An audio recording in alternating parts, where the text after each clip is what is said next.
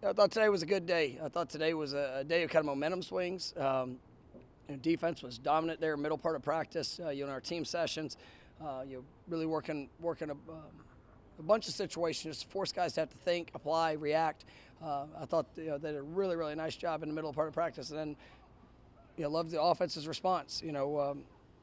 Got some third down situations, some base team downs, got in the red zone, and you see playmakers that continuing to emerge.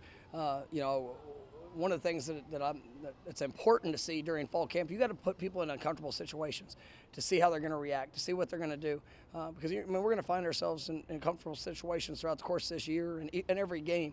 But being able to control your mind, to be able to control your response, to be able to learn from a mistake, or when you find yourself with your back against the wall, what are you going to do in that moment? And so really trying to push, especially some of the young guys.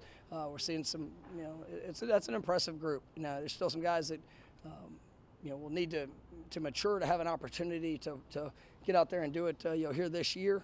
But I think the ability and the talent and the want to is there. It's just now it's the repetition of the good days and the challenging moments. And but I like what I'm seeing from the team. I thought the spirit was good. Another day of quality work. What do you hope to get out of the second scrimmage? What is it maybe you want to see from the team different from the first? The first scrimmage is, we do a lot of scripted situations. We set the ball where it's going to be. This is going to be, run more like, probably going to get over half a football, maybe a little bit more, just kind of depending on play count and things like that. But I want to see guys, sequence things just like a game, and to be able to understand if there's a sudden change, be able to apply the things that we talk about into the moment, and the unexpected things are going to show up, throughout. We're going to continue to get great evaluation on guys. Try to determine, which guys are as of in. Going into week one, who are the guys that are in position to be able to help our team early in the season? The great thing about the new rules in NCAA is you get your 4 games in the regular season. So some guys, like we've seen in years past, have developed throughout the year. We're going to continue to push that. That might be able to help us later in the season. And so, but we'll get a sense of what that's going to look like going into this first week. Coming off that second scrimmage, still have a couple of days. Of kind of mixed work before we go, all into our game planning for LSU. But it's going to be a big evaluation day. Tight ends continue to make big catches, tough catches, not just in the open. Oh yeah, it's a group that's it's talented. I think you see, four guys for sure, maybe 5 guys that are going to have an opportunity to be able to impact us. In a very positive way. Hykeem had a big play today. Markeston's such a unique, specimen in a sense. I mean, he's 6'7", he's almost 285 pounds, can run, can catch. Really like what he's doing. Kyle Morlock, I think, has had an unbelievable fall camp. Preston Daniels is continuing to get better.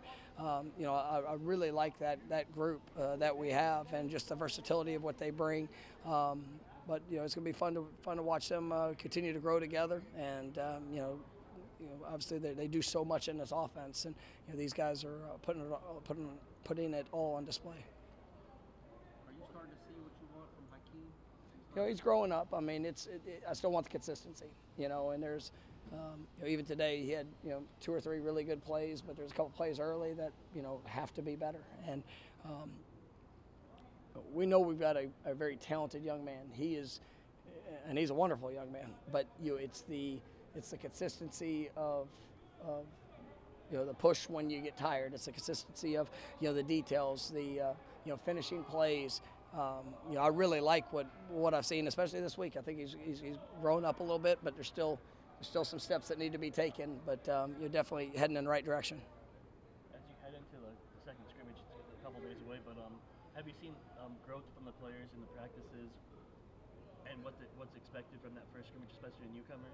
Yeah, I mean, I think the thing about fall camp is it's always we're always progressing, and whether it's installation situations, we're preparing to go play a game, and if there's a mistake that shows up in a scrimmage that needs to be fixed, you have to fix fix the early mistake, but then you're still getting more installation, new techniques, new terms, new concepts that you have to be able to apply.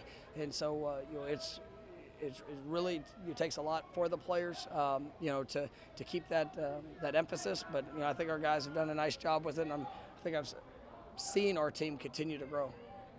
When you see guys like Kevin Noles and some of the other guys that leading the younger guys, is that something that you guys acknowledge, or are you guys at the point now where that's just expected? I mean, it's expected, yes. Celebrated, absolutely. I don't.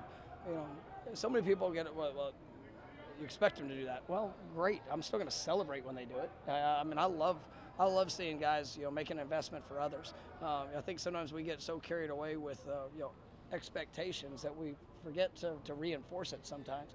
And when somebody does things the right way, man, I want them to feel that. I want them to understand that we're hitting a standard, that we're making an impact on others. And so we want to encourage that with our actions. And then on the flip side of it, if there's guys that get knocked down, we want to be there to help pick them up and help push them forward. And that's what their teammates are there to be able to do that with them. But absolutely, it's. I mean, you guys see it every day. I mean, it's a team that they care about each other. They like competing with each other. I mean, we'll have receivers and DBs. They get done with a rep, going toe to toe, and if the receiver wins, he's usually telling the DB what he saw, or vice versa. And just different ways to sharpen each other's skill set based off the results of what we're doing. I know competition exists every day, but after 13 practices, are you pretty comfortable with where the 2D kind of sits in the sense of having an idea of it? I do. I mean, let me say this. I really like our depth. I like the guys that as of right now, I know we can go play a game with. I still think there's more. I think that there's guys that can really continue to put themselves in that position, and we want to see the consistency. There's some guys that have been here for a good while that we want to eliminate the up and down flow of what we're doing. So we're going to continue to push them in that regards. But I like the depth that we have. Do you tell those individuals that in the sense of every day? Or Yeah, I mean that's no. I mean, you got to paint the picture for them. I mean, it's self accountability, self perspective, but sometimes that could be, to be able to have that reinforcing. These are the things we need to see for you to take that next step. For us to be able to trust to put you in those situations.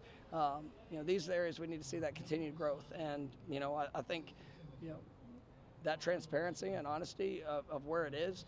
One, it continues to help guys know what needs to be seen. But then on our end, when we're seeing that, then it also justifies putting them out there on the field in those moments. So it's a two-way street with it. But yeah, we definitely try to communicate that with all our players. How far have you guys come in terms of the preferred walk-on group and in terms of their ability to give you good looks and continue? Oh no, I mean we've got a great group, and we have we do a really good job of trying to identify guys that are the right fit for the university, the program, guys that for whatever reason or circumstance start off paying their own way, and we've had guys every year that have gone from walk-on to being put on scholarship. Great players that have played here, and we've got a couple guys right now that are doing the same thing that that their future is going to be very, very positive here at Florida State, helping impact on the field and obviously who they are off the field. But it's something that we work towards because we want the best personnel team. And whether you start as a walk-on, there's been some great players that have started here that have had to start in a challenging path, but turned into All-Americans, and top NFL draft picks. I mean, it's everybody has their own unique journey.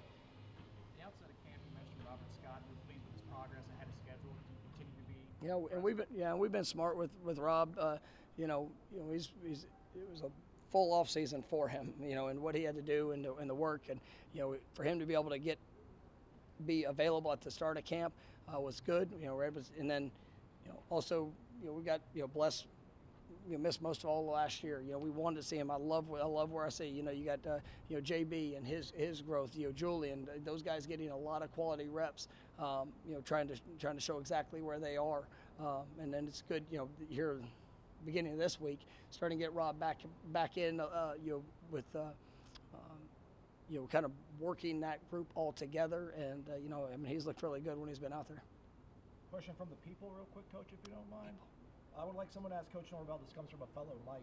Which player has recorded the highest speed at any given point on the GPS this season? Throughout this fall camp,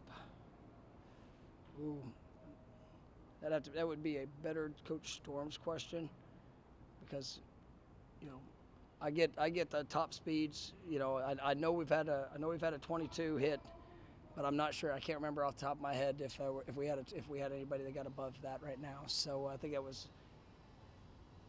might have been Deuce. It was about 2 weeks ago, or it was that first week, but got good numbers. Is that flying? 22 flying? What's that? What's your top? So that's one thing they actually want to do. So we're getting, in the indoor, with the new facility, we're putting to where we can start tracking. Most of the speed tracking is outside, so that's why it's a little bit, we don't always get the top speeds on the inside stuff. So, the pre-practice race is we're about to get. And so Jackson told me that once we get that set, which is coming soon, that you'll see me wearing my catapult top. It'll be awesome. See where it's at. I can tell you that these hammies, they're starting to feel it. But appreciate the guys that show up and go run. So, any more good questions? Maria, what do you think my top speed would be? So my top speed is about to stop with this interview. Thank you very much. All right, see y'all.